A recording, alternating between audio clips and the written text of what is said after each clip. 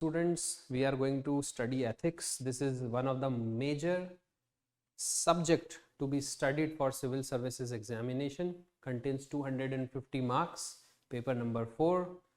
It's a highly conceptual subject which needs involvement of mind in several ethical theories and terminologies. We have to understand the differences between few terms such as ethics, morality, values, norms, religions, what is probity, what is attitude, what is aptitude. Not only the definitions but the differences, the overlappings, and so many other things along with examples. Then only we are able to understand it well, and with the greater understanding we are able to deliver this subject to the examiner in the right manner and get maximum and optimum amount of marks. So let's just dive into the subject.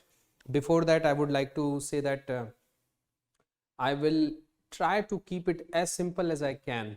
Along with that, I would try to give local examples related with few terminologies and how a person conducts himself having all these things within his attitude, within his reach, within his practice, in his habits, and I will try to make it as simple as I can. So what is ethics?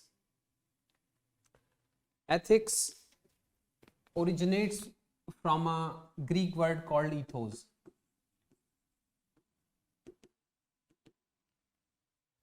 This in Greek is known as habit, conduct, and character. So in Greek language, what happens is when you say anything related with habit, conduct, and character, you take the word ethos. You pronounce the word ethos. In English, this is known as ethics. So what is the definition of ethics? We are not going into definition as of now, but let us just try to understand how human mind works. This is all about human mind and how human mind has been shaped through socialization and through experiences. Socialization means how our peers, our colleagues, our family, our upbringing has influenced us, how leaders and their ideals have influenced us over a period of time, how in schooling our teachers have helped us to grow, and what impact does all these things have in human mind.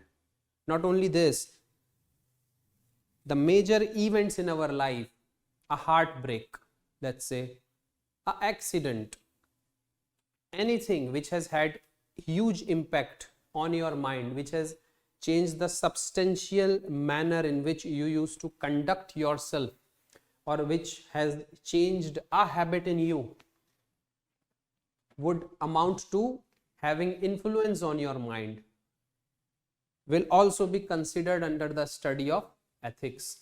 So it's a very interesting topic. It's a very complex topic, but very, very interesting. How history has evolved over a period of time. When we look into social norms, the norms which we usually have, how these norms are different in different societies, how they are different for different groups within one society, and the influence of these norms on a human mind. So let us go to the basic. What is human mind? It's the software. The brain here is the hardware. We have a heart, but there is some software running inside. Now, I am not a spiritual guru to explain what that software really means, but let us just assume as if we know it. We call it mind. The better we train this thing, the better we become. The worse we train this thing, more and more chaos, more and more disharmony and lack of peace will be the result. So it is very important how we look and train this mind. So one of the basic factor which influences our mind is thought. Thought means thinking.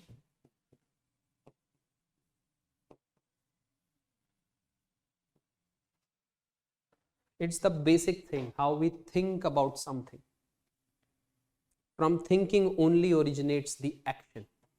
The action part comes later. Sometimes we act without thinking, that's reaction. Someone told you something, maybe that is for your benefit, but instead of thinking in the correct manner, what we did is to react. So that's thinking with acting without thinking. What we have to see is thinking as an important element of mind, important factor which shapes our mind. Thinking, we can graduate this thinking to another level by calling it correct thinking.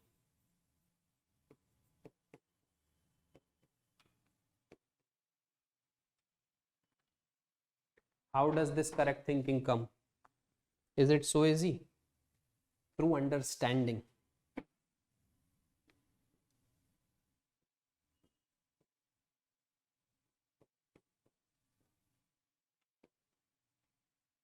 Through understanding.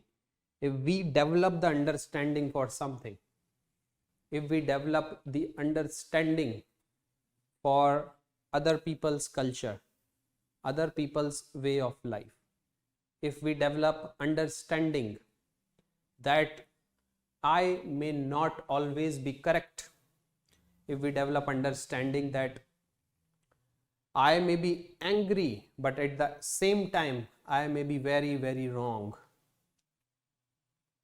then that proper understanding or correct understanding or right understanding will result in correct thinking, and that correct thinking would be the seed which influences our mind. If you have right understanding and that results in correct thinking, and this acts as the seed for our mind, then comes next thing, action. The next thing which comes up is action. You think about something and you act. This thinking is also influenced by how you feel.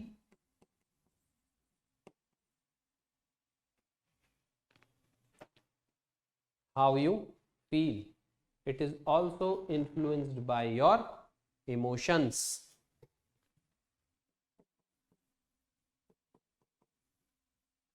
It is also influenced by your emotions. So you can see this mind. It's a very complex mechanism. It's not an easy thing. It's a very, very complex mechanism. It's elastic. It's ever expanding.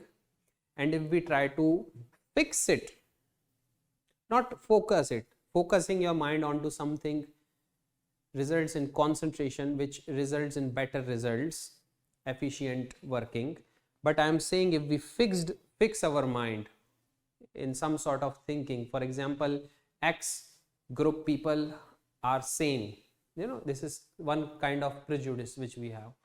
So if we fix our mind, if we have fixed thought, if we jump on conclusions too easily, if we start to judge things too easily, then we are hampering the expanding nature of our mind to the extent that we may not develop it, and it may not be in line or aligned with the modern thought, thinking and values of the society. So it becomes very important, and one of the reason how we develop right understanding is socialization. Socialization involves how we have been brought up by our parents, what was the environment at our house, how was the relation between our parents, what has happened in our society, what impact does our schooling have. Along with that, this right understanding and correct thinking has also been influenced by values which a person holds in one society. For example, the values of North India are a bit different from northeastern part of India. You understand? Same goes with social norms. A particular religion plays a very important role in developing one's mind, in developing one's thinking and understanding about particular things. Some things may be prohibited in one religion, but that same thing is sacred for another religion. I hope you understand. And that shapes the way we think, the way we conduct ourselves. The better understanding we have, better thinking we will be having. And that thinking becomes the basis for action. Once we start to act in this way, the next thing which comes up is habit. This action leads to habit. You keep repeating one thing over and over again. If you have a wrong understanding about something, or if you have a wrong thinking, there can be multiple thinkings which can be wrong, such as it is only the people with money who grows in society, who are worth growing in the society. It's a wrong thinking. That's not true. Even if you put hard work, if you develop yourself to the level that no other can compete with you, or you minimize the competition around you to such a level that your skill set is unique among your social group, it does not matter whether you are rich or poor, you are going to grow. So the correct thinking would be, it is not money which plays much or huge role in your growth, but it is rather your ability to move in the right direction, your ability to think and understand in the right direction. Now that is called the right thinking. There are plenty of examples where rich people have moved towards the wrong things in life. They got indulged in drugs and whatnot, and have wasted their money, time and energy and their life. So it's not always money which plays an important role. Now this thinking that it is not money which makes a human being, but it's his or her character, what they are from inside and how they portray it to the world, how they act, how they behave, how they conduct their life, what are their work ethics, how do they work, are they impartial, are they objective, do they have morality, are they the man of their words, all these things, do they do what they say, and they say what they mean, and they mean what they say. You see, may look like confusing, but it's very important. Mean what you say and say what you mean. If you are a person like that, you will develop the right understanding about life. You will develop the right and correct thinking about your life. And then your actions would be aligned in a proper way. There would be less distractions and there will be more and more harmony and peace within yourself. We here are a system. This action, thought, habits and tendencies and everything, they make a whole. So inner integration is very much required in human beings. This is a very important concept if you want to understand. If there is an organization, let's say this is an organization and there are say 50 people working in it. and they are divided into 10 departments. Let's say these 10 departments having 5 people each amounts to 50, and they all are running in different directions. Do you really think that this organization will grow? No. Their aim, their goal has to be same. The enthusiasm level, the motivational levels has to be same. One team has to push the other team to grow. There has to be an ever expanding competition, but healthy competition within the organization. And you will see in no time, if their goals are right and they are legal, they are going to flourish. What makes the difference? It is the inner integration.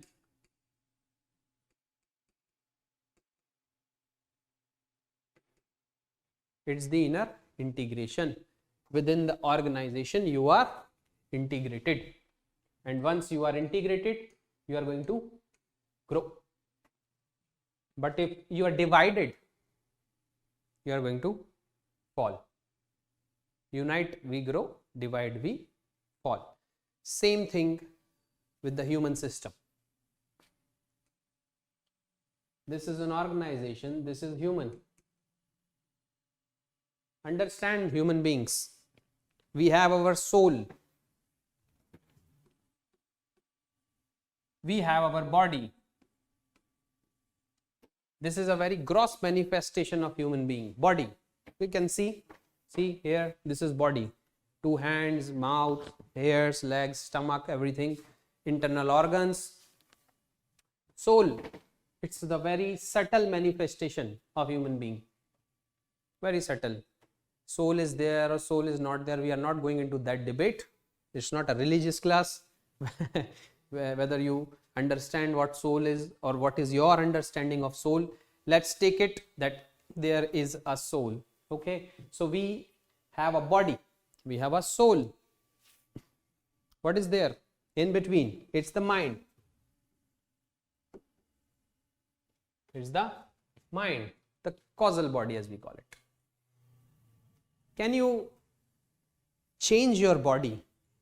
We can make it more fit. We can make it more muscular. We can reduce our fat. We can do a little bit of change. But if a person, if let's say a man's height is 5 feet 8 inches, he can grow up to 2 more inches or 3 more inches. But he cannot become 6, 7. We cannot change our gene patterns. We cannot change how our bodies have evolved over a period of millions of years. We cannot suddenly start to fly until we are sitting in an aeroplane. So this human body has limitations. Your soul, it is said that it's perfect in itself. You cannot increase or decrease or cut or short or whatever. You can reveal it. You know, it is a matter of something opening up within you. You do not add or subtract anything from this. There is no fat to be subtracted and muscles to be added in soul. Soul is complete in itself. Then what is left? Mind. Now this is the playing field. Either we can train it in a positive way or we can train it in a very negative way, and then it is the main thing which results in harmony, which impacts the harmony between the soul and the body. So this is again like this organization, this human body is also a system. And this system, this particular system having body, soul and mind, if integrated in the right manner, means all these things are working in the right direction. Body, mind and soul are working in the right direction. Okay, then there is inner integration, and once there is this inner integration, a person grows like anything. But socially, financially, spiritually, in all the fields, a person grows like anything. The only problem comes when we do not have the inner integration, when we lack this inner integration, when we are not sorted, when we do not know what's going on in our mind. We have too many thoughts. We do not know whether our intentions are right, whether our understanding is correct, whether our thinking is correct or not. So we are influenced by too much desires, temptations.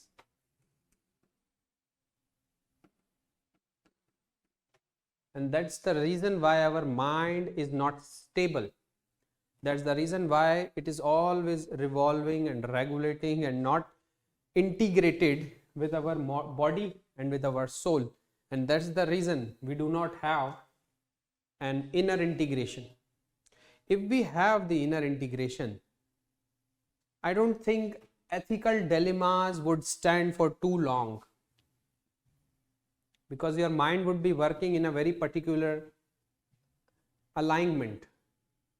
It would be absorbing things which are needed. It would be sidelining the things which are not needed.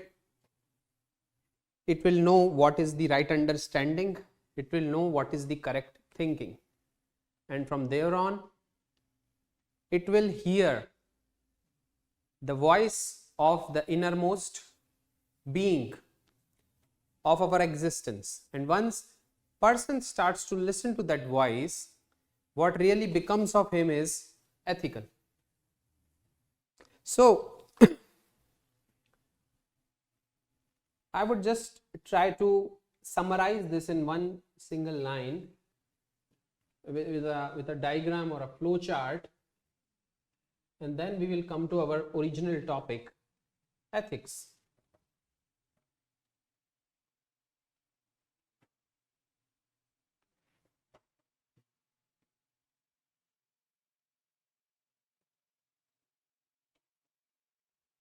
So we have a mind.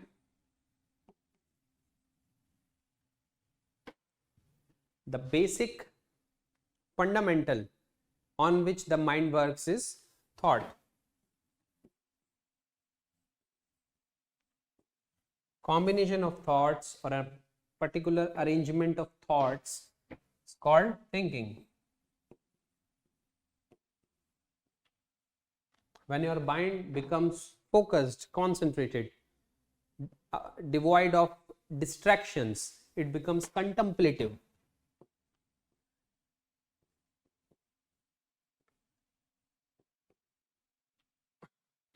What this results into? This results into action.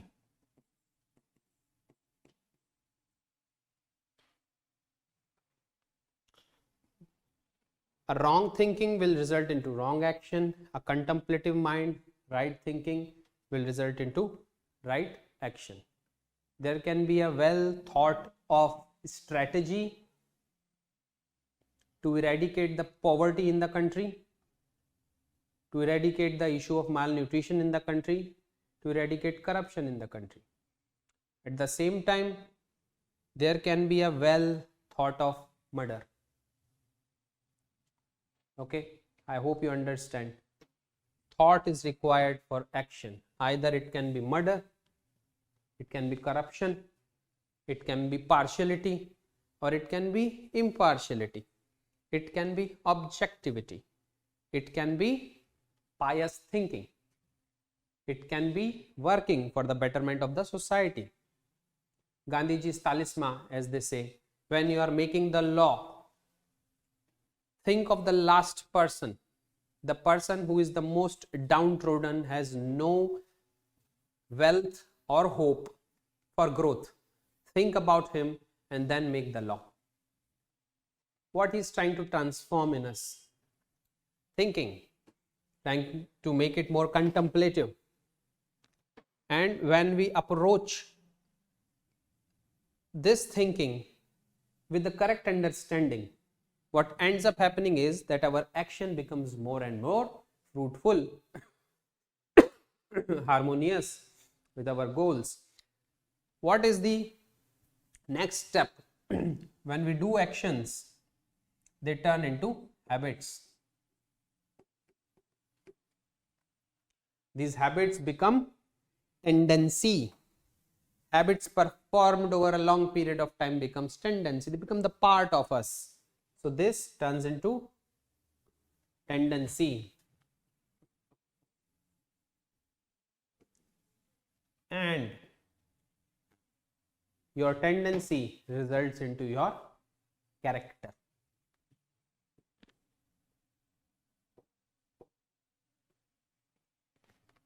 So it's the mind. It's a raw thing. What you are going to make of this mind will result into either this mind becoming a beautiful mind or a corrupt mind. This thinking is also influenced by your feelings and emotions.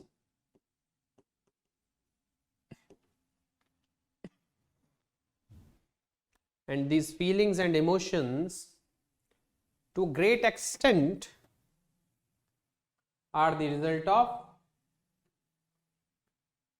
values, norms, religions, law. There is also a topic called determinant of ethics. How the ethics is determined through socialization, through the process of upbringing, through what we learn in society, through our parents, to our friends, from leaders, from teachers, and everywhere. The major event which has impact on us. All these things, they also contribute towards feeling and emotion. Nirbhaya rape case, for example, it has influenced our emotions and our feelings in a great way. That's the reason any girl today, when she feels unsafe, one of the reason was that particular case, because it became a national highlight at that point in time. And it has become a watershed moment. Before Nirbhaya, after Nirbhaya. How has our laws changed? How has our society changed? How has our thinking towards women has changed? Whether it has impacted the patriarchal nature of Indian society at all or not? Whether this patriarchy is influencing the safety of women in our country or not? Everything is a result. It has originated from a feeling or an emotion which was the result of that incident. So an incident play a very important role. In a patriarchal society, a leader like Indira Gandhi comes up. She becomes the iron lady in Indian politics. It changes people's perception towards women. During COVID time, nurses, doctors, in a situation where they can lose their life to the virus, they have worked day and night to save people. That have changed. It has all started after Second World War, where in the medical field, women have played a major role. It was all men's society before that. The philosophy of utilitarian, especially J.S. Mill, have played a very important role and have in a way propagated the idea that women are equal to man and they should be given equal rights. From there on, the movement for women has been on the move. Now sometimes we see women far more developed than a man.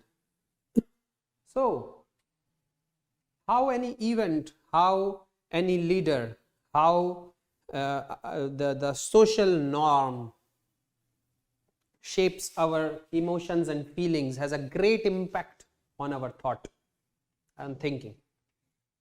For example, if it's a social norm to pay dowry when a girl is married, or a few decades back, this discrimination, feticide and infanticide was prevalent in the country, which was illegal but still prevalent in some or the other way, in a hidden way.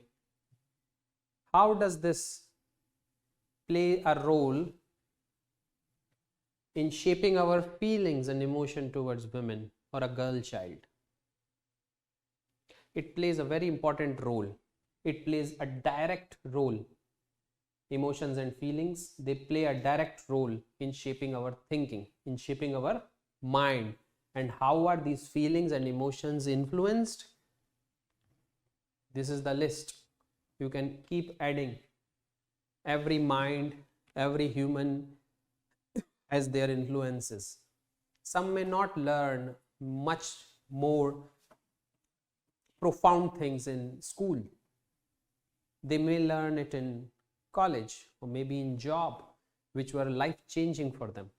But some of them may learn it in school. Some of them may learn it in their offices or in from the peer group, or from their religion or from law. So every human is a unique case. What in which manner has influenced our mind can be different. How our parents have influenced our mind. For example, there are 3 children in house, and 2 gets influenced by their mother, but 1 gets influenced by their father. There's a 4th child in the house who gets influenced by nobody but by our neighbor. So this is how the mind is shaped, from where we pick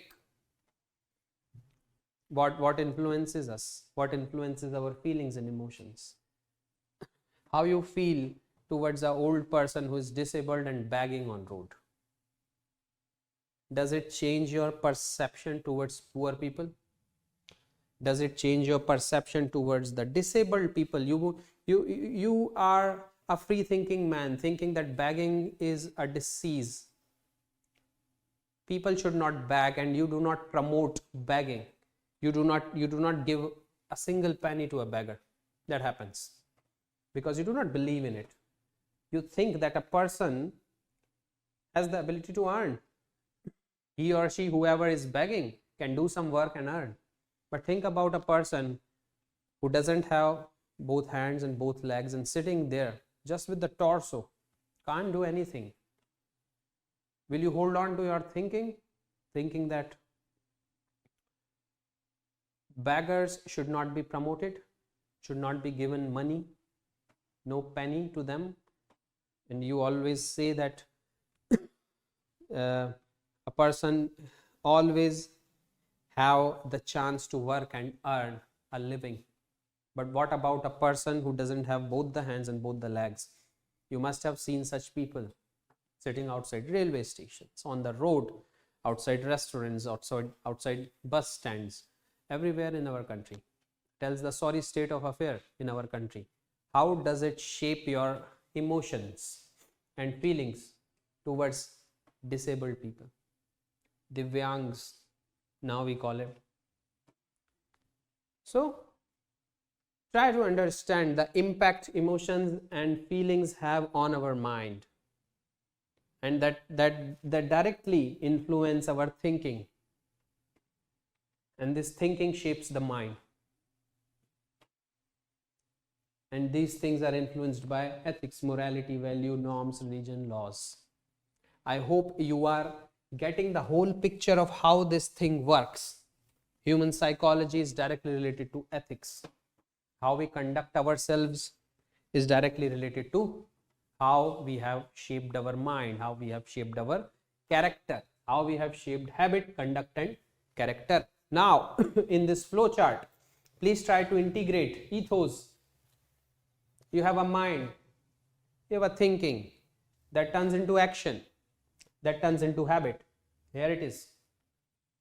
Good habits makes good character, makes your action ethical, makes your intention ethical. Tendencies and character, finally.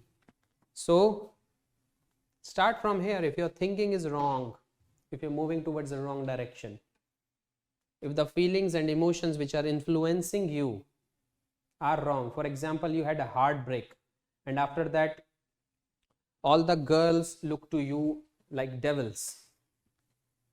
Whole girl community is like this. You must have heard from people. All men's are like that. all men are cheaters. No, that's not true.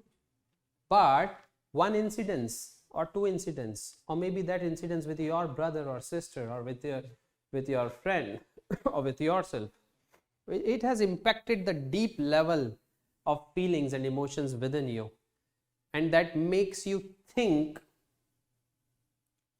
that a particular section of people are same. This is also called prejudice, which we have towards a community, towards a particular gender. That shapes our mind. What ends up happening? So it ends up building your character. Let's say you are a civil servant, and there was something which has happened with you, or with somebody in your peer group, or with somebody in your relation, and a particular section or religion, a particular caste was involved. It has impacted your feelings and emotions a lot. What will end up happening? You will have prejudice for that community. You will have prejudice for that caste, or for that religion, for that group. And once you hold an important post such as a civil servant, you have too much administrative and financial power. You can directly influence the life of citizens. But just that one incident make you hate them so much that it not only goes to your thinking, but action, habit, tendency, and character. That becomes the part of your character. It is too difficult to remove. And once it becomes too difficult to remove, objectivity is lost. Impartiality is gone. You become favored towards one particular section of people, and you will discriminate the other section. This is not a good quality. This is not the foundational value of a civil servant. Foundational value of a civil servant is empathy, sympathy, objectivity, integrity, impartiality, non-partisanship. How it comes? The origin is here. What influences this thing? What influences mind? Your thinking. What influences your thinking? It's the feelings and emotion. What influences feelings and emotions? Ethics, morality, values, norms, religion, laws, events in life, socialization, many more things. So let us come to the definition of ethics now. Ethics is nothing but a set of standards.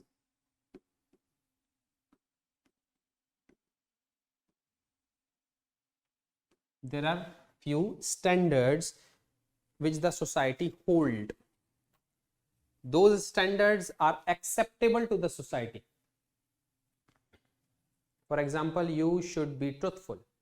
You should be peaceful. You should not have hatred. Thou should not kill. You should be non-violent. You should be open-minded. All these things, they are the set of standards which are acceptable to society. For a society to grow, it always has some sort of standards to which everyone has to adhere. If you do not adhere to that, your actions or your thinking may become unethical. So there is always this set of standards which are acceptable to society. There are also set of standards which are not acceptable to the society. Go opposite. Acceptable.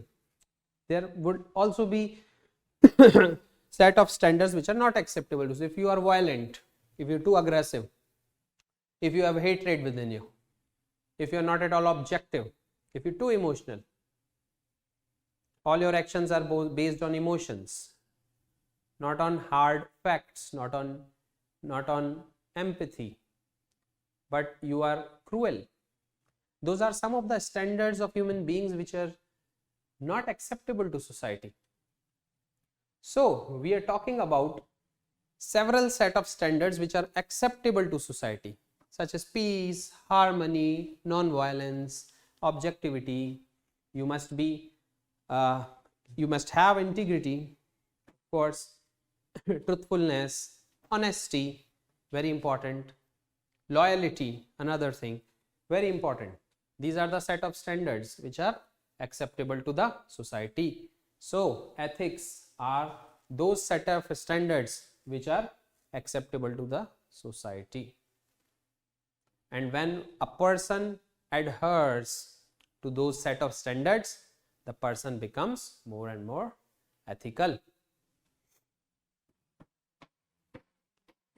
So does these things influence your feelings and emotion? Yes, it does.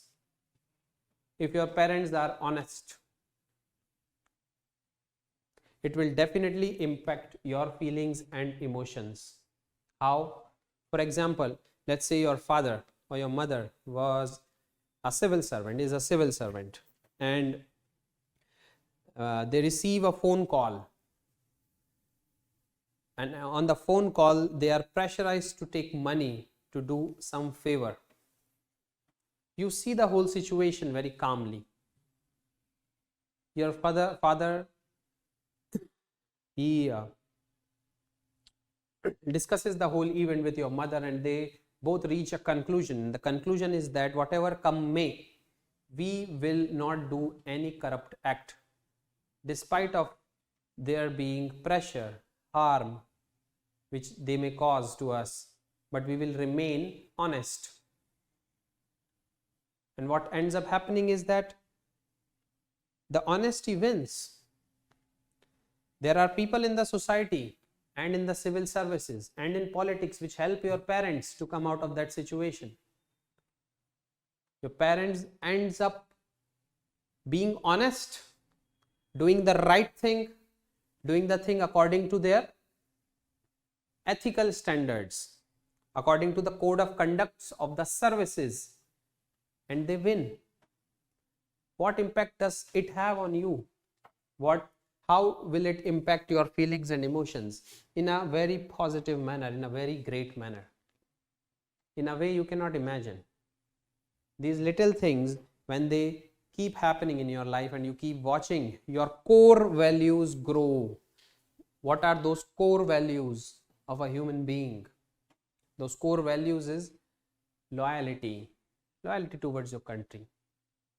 You sit in a very important position. Let's say you are Secretary of Defense in India, and something happens, some money is given to you, and you sell the sensitive information of the country to Chinese or to Americans or to Russians or to whomever, Pakistanis and whomever. You're not loyal with your country. You have a girlfriend, but you're watching someone else also. You're not loyal to your girlfriend. You don't have that core value. It's a very straightforward thing. You're cheating on your husband. You lack the core value. You lack the basic loyalty which is required to build any relationship. That's not an ethical standard. That's not what society asks you to adhere to. What comes against, what happens when you do not adhere to these ethical standards? What is that element which stops you from adhering to these as ethical standards? It is individuality.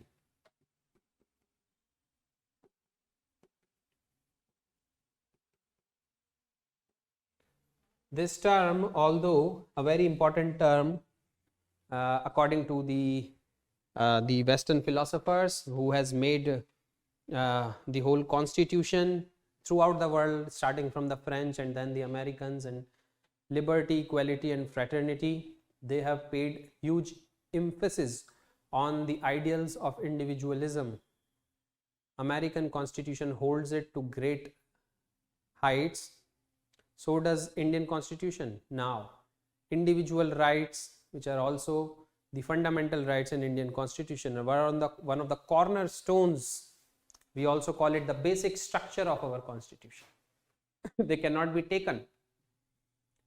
So this individuality factor, that I exist, I have a thinking, my rights are there, and go a little above that, the thinking that I am important, the thinking that my feeling is more important than whatever other people think. Individuality is in direct conflict with community.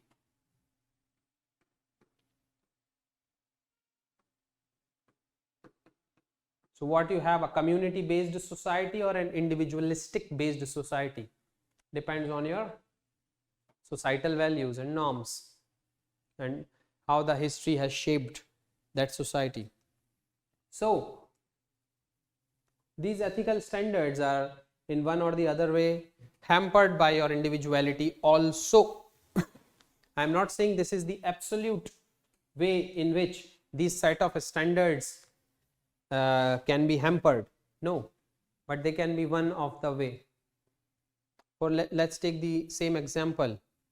If your parent starts to think too much about themselves and say no harm should come to us, whatever come may, for that matter we are ready to harm the country, we are ready to be corrupt, we are ready to be pressurized for our own individual benefit. Either this may be the thought to save us, to save ourselves, to save our life, let us be corrupt, this is one thinking. Another thinking is too much money is involved, we will get huge amount of money, all our problems will be solved, and for that reason let us be a little corrupt, who knows who will come to know. So it is important what you are thinking. Either you can take that amount of money and use it for your personal goods, individualism is involved, or else you are thinking about the security of your family, again individualism is involved. But then what comes into picture is your own conscience. What comes into picture is the guilt factor which you are going to have. What comes into picture is the ethical code which society has set, which civil services have set. And being a civil servant, being in that position where you can influence the lives of many people, you having administrative and financial powers, if in that position if you become corrupt, that not only influences the feelings and emotions of your children, but also influences the harmony and peace within the society.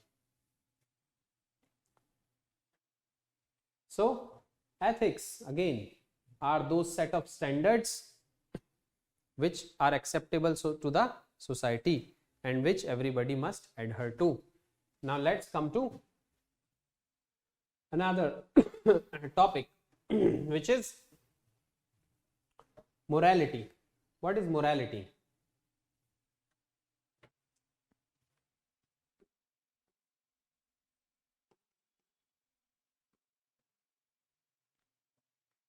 Morality is personal. Your morality can be different from my morality. Does morality have any set of standards? Yes, they have. But these set of standards are not universal. In ethics, these set of standards were universal. When it comes to morality, these set of standards can change according to the individuals. Person A's morality can be different from person B's morality. Let's take an example. It is all right for you to eat non-vegetarian food, but it's not all right to read for someone else to eat the non-vegetarian food. That's their morality. That's the personal thing. That's their personal thing. It's okay for you to take some money while you are in the job to do a particular favor to someone, but for other person that may be a big thing, that may be a matter of life and death, that may be a matter of corruption which the other person doesn't want to get attached to. So this personal morality can vary. To kill a person, to kill a human being, that is an ethical standard in a way. If you see ethical the universal standards of ethics says that thou should not kill. you should not kill somebody. But according to your personal morality, yeah, you can. Why not? Let's say if you are a soldier. Ethics say prohibit war. There shall not be wars. They kill people. जान और माल का नुकसान बहुत ज़्यादा होता है. But what your personal morality says, that there is an enemy soldier right in front of me and he's harming my country in whichever small or larger way. And it is my duty to kill him. That's why I have been working in army for so long. I have been serving the nation in this way, and since I am a soldier, I have all the right to kill. That's your personal morality. Is anything wrong with that? No, there's nothing wrong with that. So what is important? More important, set of standards which are universal or set of standards which are personal? What is important? Ethics or morality? It differs. It differs. Sometimes it is very important for a person to have their personal standards, morality. If there is no difference between the set of standards in morality and the set of standards in ethics, a person will become total, whole, saintly. But even history doesn't give example of a person who is totally ethical. Because even in, let's say, Mahabharata, Lord Krishna says to Arjuna to follow his duty, to follow his dharma. And what was that? To lift the dhanush and start to fight. That's what he teaches him. That's what he tells him. Says to him, it's your personal duty, the set of standards for you. Fight. If he would not have adhered to it, there would not have been a Mahabharata war, which then would have been against the law of nature or whatever thing Lord Krishna has explained to him. So it was necessary at that point in time to have a Mahabharata war, and for that it was necessary for Arjuna to fight, to lift his dhanush and start to fight against his own people, his own guru, his own Bhishma Pitama. He has to fight. He was there in this ethical dilemma which he has to clarify in his mind. Those were the set of standards, the personal set of standards which Arjuna have adhered to. And one of the element of the personal set of standard was to follow his duty. What was his duty as a soldier? To kill. He adhered to it. But was that war ethical? Can a war be termed as ethical? According to the universal set of standards, there has to be universal love. And when there is universal love, there is no scope for wars. No scope for wars between two segments of society. Forget about world wars.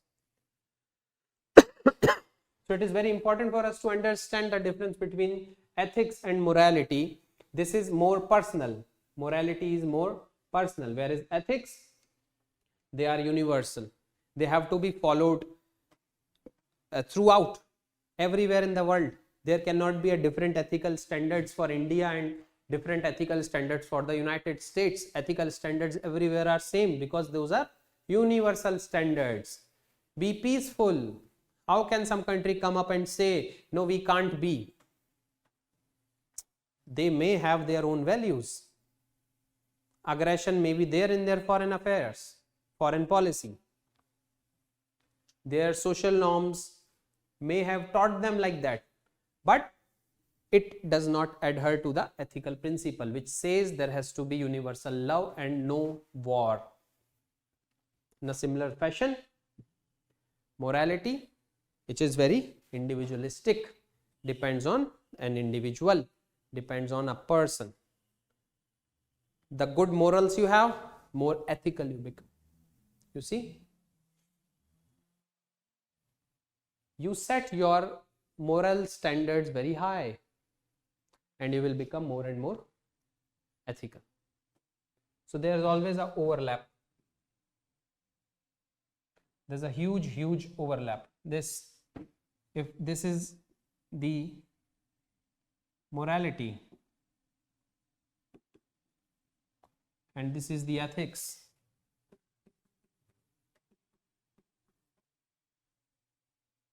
this is the overlap. It's a huge overlap.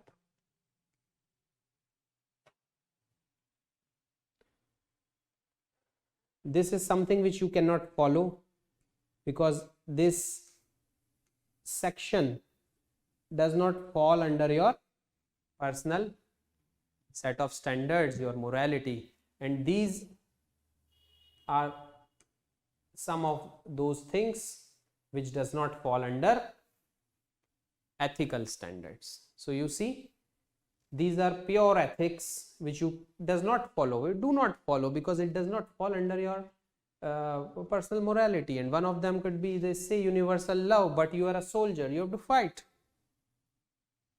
At the same time, there would be things which overlap, and when then this section, the middle section, the overlapping section is bigger.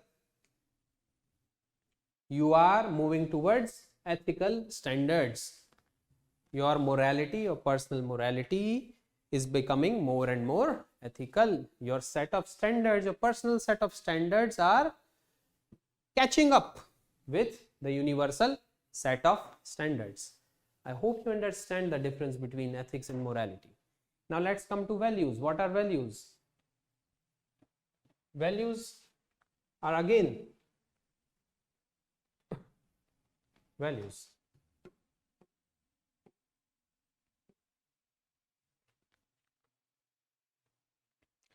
They are again those set of standards, but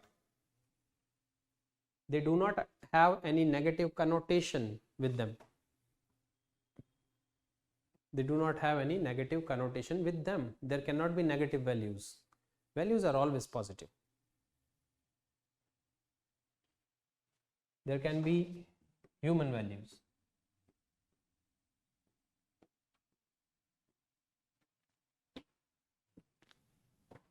Universal values. Values for civil services.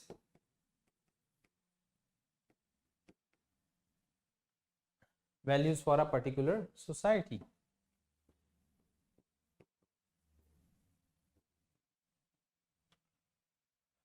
What can be the basis of these values?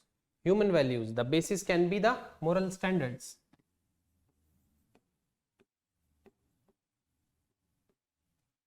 A similar fashion, universal values. The basis can be ethical standards. Civil service values. Those code of conducts which a civil servant has to follow when they are in the services. What can be these values? Again, empathy, sympathy, impartiality, objectivity, non-partisanship, sensitivity, loyalty towards the country. These are some of the basic core foundational values of civil services in the country, the steel frame of the nation. Societal values. Indian society, you see there are different segments in our society, or the portions in India. If you see, the North Indian values are different from the South Indian values, and the values followed in Northeastern society in India is totally different. These values can be different. They are not negative. So to make the values positive, it gets intermingled with morality, ethics. It gets intermingled with morality and ethics. So values are those set of habits, or those set of standards, or those particular set of, which gives motivation for human action. Those are several values which are based on individual standards, not universal standard like ethics, Now what is the difference when we look to the difference between value and ethics? Values may not have the moral connotation. Morality may not be involved in values all the time. Several standards can be called as moral standards. At the same time, they are also valuable. They are also the part of the value, but not always. But when it comes to ethics, this always have moral connotation.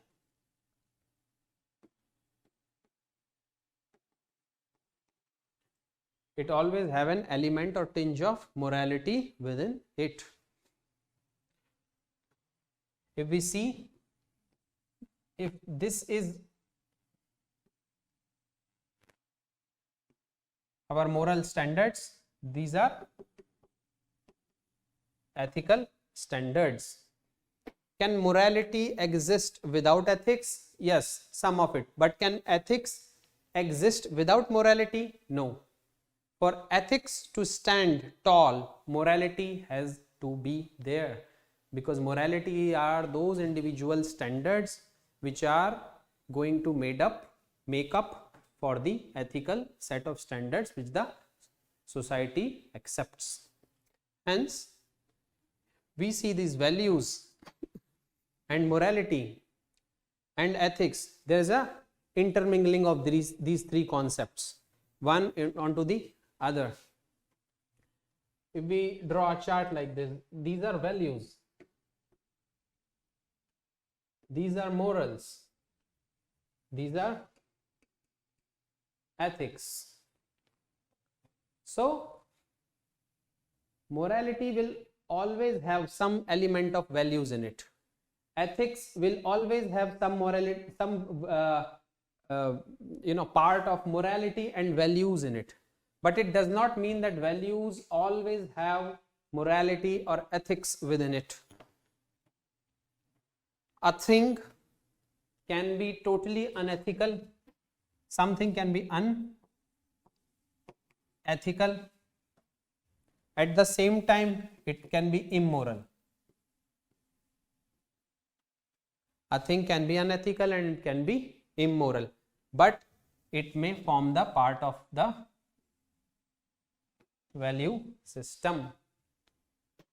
Let's say, for example, there is a tribe, and it is the value of the tribe. If you attack that tribe, no matter what, it is going to retaliate destructively, massively, hugely, without paying attention to the proportion.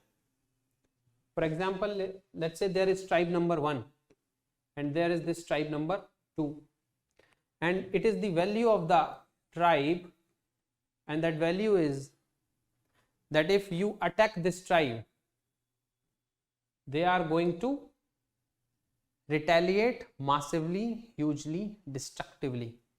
If one person from tribe 2 attacks another person, one single member of this tribe takes it as an attack on themselves and may come up and destroy the whole tribe.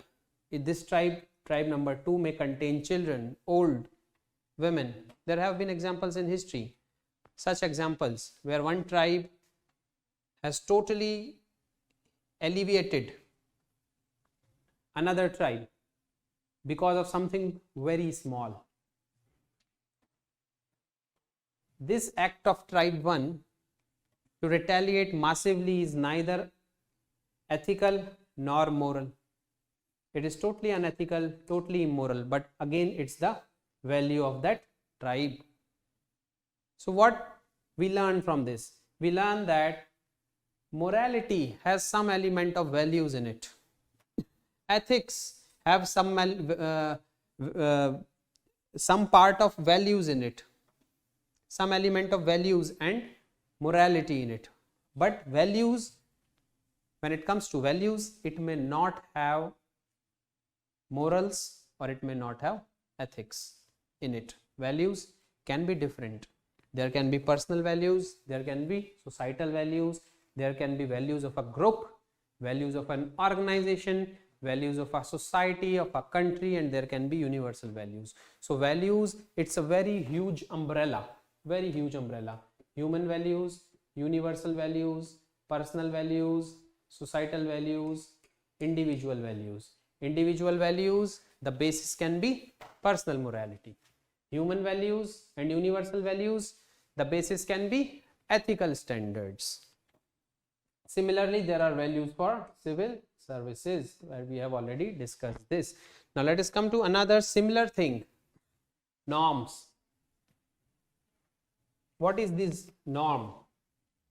So norms are several beliefs which are the part of our culture, tradition, or customs. Norms are nothing but beliefs. Beliefs, these are several habits or way of living.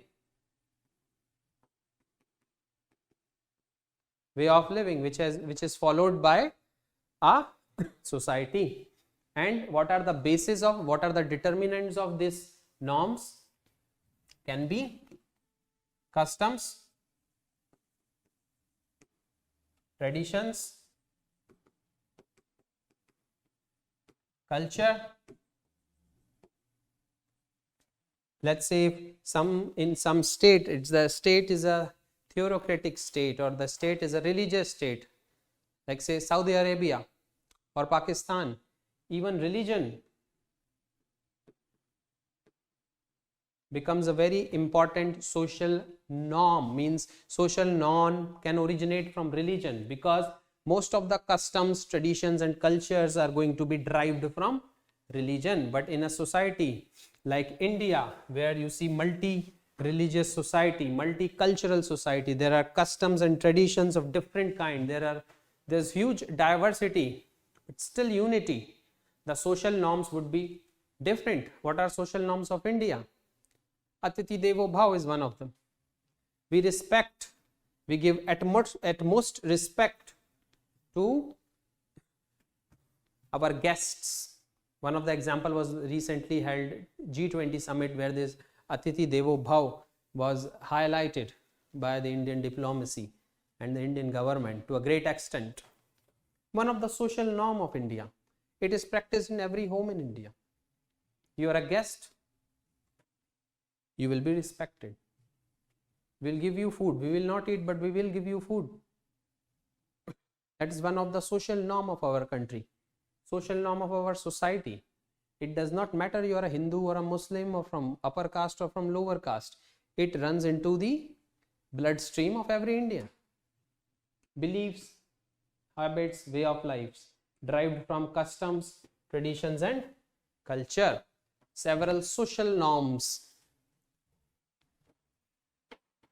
In southern India is different from northern India.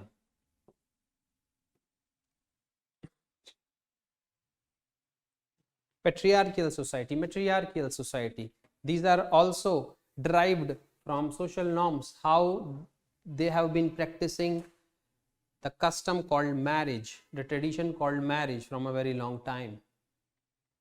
A woman leaves her home and goes to the husband's house, or a husband leaves home and comes to the woman's house. Depends on social norm. Sometimes these social norms can also be negative. One of the example is dowry. This is one of the example. This can be a social norm. The social norms can be negative. Norms can be negative. Is it individualistic? We have seen morality is individualistic. Values are also individualistic. Values can be universal also, but individual values can also be there. But at the same time, we pay attention to norms. Norms are always related to a group, to a section, not individual. These norms are not individual. This is very important to learn. There can be different social norms in different societies. Religion, customs, tradition, and culture influence this. These are those habits which are running into the society's framework from centuries. They related with marriages, related with how you treat your neighbors, related with what is your viewpoint on war, related with what is your viewpoint on eating, and how you conduct yourself, how you exchange money is one of the part of the social norms. There are several groups in India which take money from their own social group. They do not take money from banks, from the organized sector, but from their own social groups. That's the norm they follow from a long time. So what is the difference between norms and values and ethics and morality? Can there be a similarity between a value and norm? Yes, why not? There can be a similarity between value and a norm. Is morals the part of norms? Yes, morals can be the part of norms. Can norms be ethical? Means, can norms follow the same standard which ethics follow, the universal set of standards? Yes, that can also be the case. Atiti Devo Bhav, one of the ethical standards, it's one of the universal standards, also one of the social norms in India. So it is possible that norms can have elements of values, morality, and ethics within it. There can be positive norms, there can be negative norms also. Patriarchal society, paying too much attention and focus on the importance of man rather than women. It happens in such a way that the women is pulled down and men's are pushed up. Luckily, now these practices are decreasing, but that is one of the negative social norms of the Indian society. That was not the case seen in the modern history of the Western cultures, but was seen in Indian culture till recently, and at many places, backward areas. Still, we have patriarchal society, which does not give rights, individual and societal rights to women. Those are several negative norms. I hope the meaning of norms are clear. Then comes religion.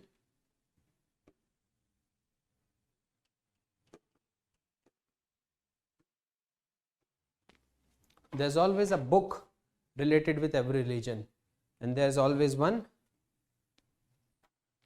highly evolved soul which has helped in the establishment of the religion. But this thing, when this was established, was pure. It was based on universal standards.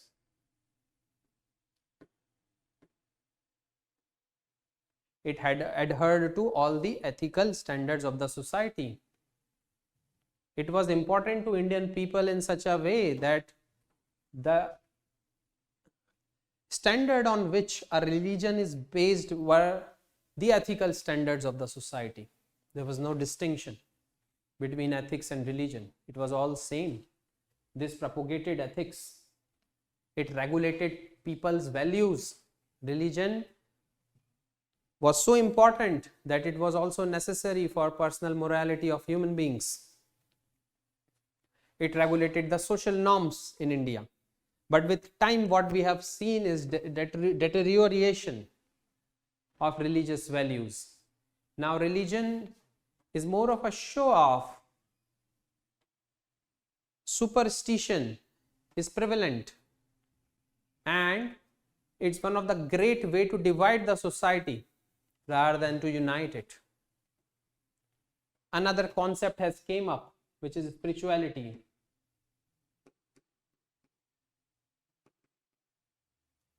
Which is uniting people more than religion can. And if you see spirituality, and if you see the older testaments on which the religion was based, you will see great similarity between these two. Great similarity. There were several values or several unique point of every religion. For example, if you see Jainism and Buddhism,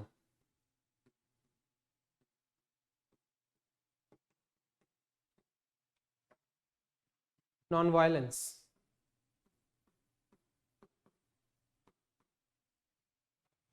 If you see Islam, brotherhood.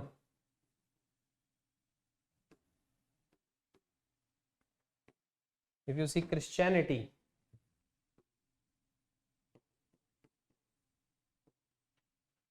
love. You see Hinduism,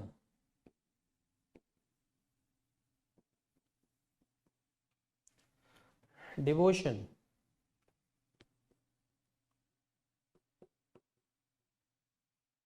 These are the hallmarks of religion in India. Non-violence, brotherhood, love, devotion. They are also the ethical standards which are acceptable to society. That means they also fall within the definition of those set of standards which are acceptable to the society and are called ethical. So our social conduct, habit, tendencies, and our personal moralities and our values must adhere to non-violence, brotherhood, love, devotion. Respect of Guru is one of the basic features of Sikhism. Respect which you pay to your teacher. These are all ethical values which are also in one or the other way important fundamental testaments of religion. There's also an overlapping. Religion influences everything. It is one of the basic fundamental part of human life throughout the world, especially in the Asian societies. Plays a very important role. But when this religion starts to play role of a divider, somebody which divides the society into groups, then this becomes one of the most harmful tool for the peace and harmony of the society as a whole. Religion must unite people, not divide it. And once the religion starts to divide people, harmony and peace, which are the basic standards of society, which are the basic outcome which the society seeks, is hampered. And what is the result? Chaos, violence. Law. What are law? What is law? Natural law,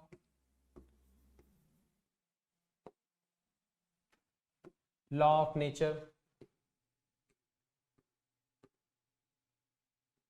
human law, human made law. This can be environmental law, laws related with international diplomacy, medical. There can be laws related with war, which are covered in war ethics, medical ethics, and everything. So laws play a very important role in determination of ethicality or morality in the society. What is the difference between law and ethics? Law are enforced. Law are enforced. There is a body called the state which enforces the law. There are courts which upholds the value of justice in the society. If some law goes against the human right or are arbitrary in nature, there are courts in the country, supreme courts, high courts, and other courts are also there which look into the matter that the law must not be arbitrary in nature, but at the same time law also stops the human beings from conducting unethical, immoral behaviors. This is one of the bases of ethical nature in the society. This is one of the element which upholds the ethical standard in the society. Think about a situation when there is no law. Somebody can come and rob you. Somebody can come and murder you and nothing will happen. So what becomes an important element of law? Punishment.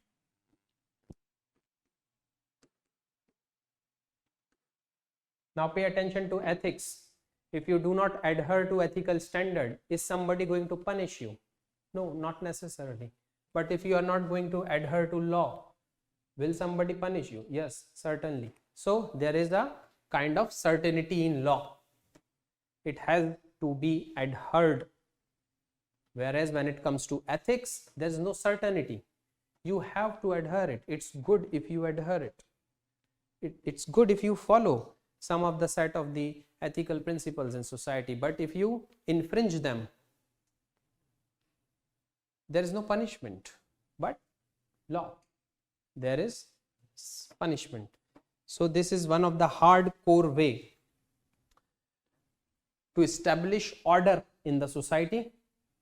Order can be established through law.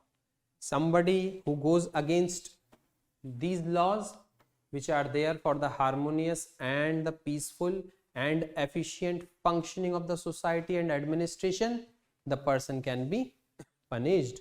So with the fear acts as an important element in law. Fear is one of the bases of ethical behavior.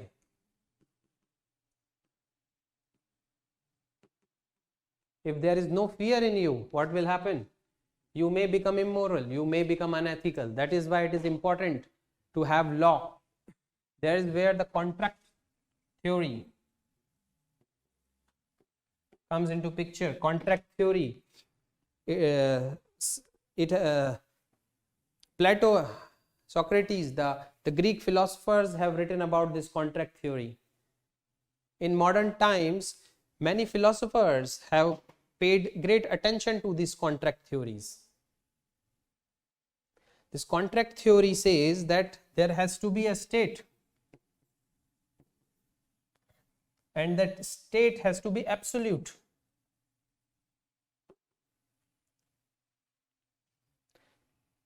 State has to be absolute, and there is a contract between people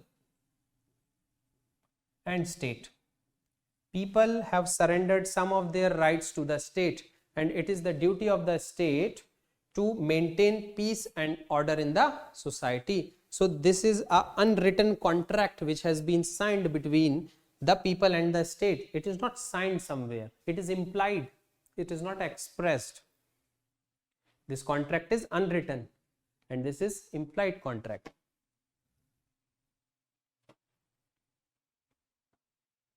Locke, Rousseau are two of the great philosophers which have propagated the contract theory in such a way that it becomes the ethical and standards of the society.